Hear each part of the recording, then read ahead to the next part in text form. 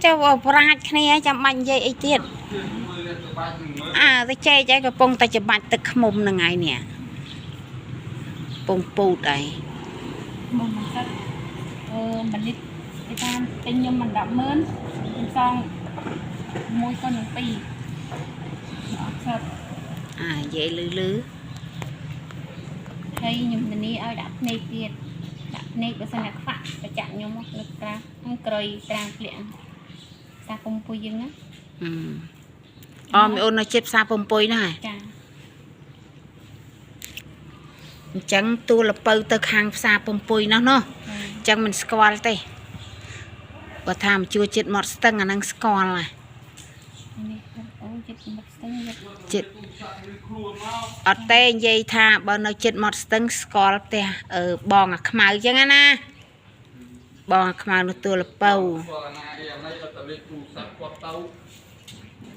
ដឹងតែយកហើយ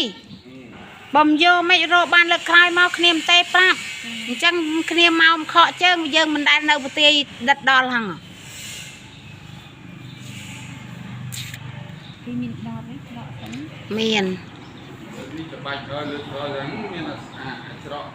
អត់យកហ្នឹងហើយ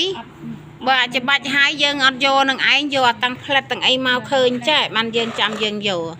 ឯងយកដបតិចអាដប1លីត្រកន្លះក្នុងផ្ទះយកអាកន្លះលីត្រមកវល់ដបទឹកសុទ្ធកន្លះលីត្រហ្នឹងពីណាយកនឹង1លីត្រ30-40ម៉ឺនទេយកតែដបមកសិនមក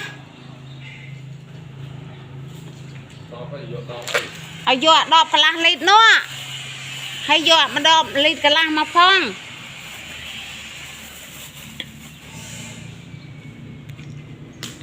អាហ្នឹងវាល្អហ្នឹងគេមាននេតិរបស់គេអីខ្ញុំនិយាយទៅចេះរហូតដើររហូតខ្ញុំមិនដើរចេះទេមីអូនមិនចេះថតចេះទេបើគេមិនចាច់ឲ្យមិនដឹងថតឲ្យណាទេយកអា1លីត្រកន្លះហ្នឹងមួយមកហើយកន្លះលីត្រមួយមកហូតអស់ខ្លះហើយនេះបងខ្ញុំនៅគាត់ចង់ហូបកូនខ្មុំនឹងអត់ដែលបានសោះ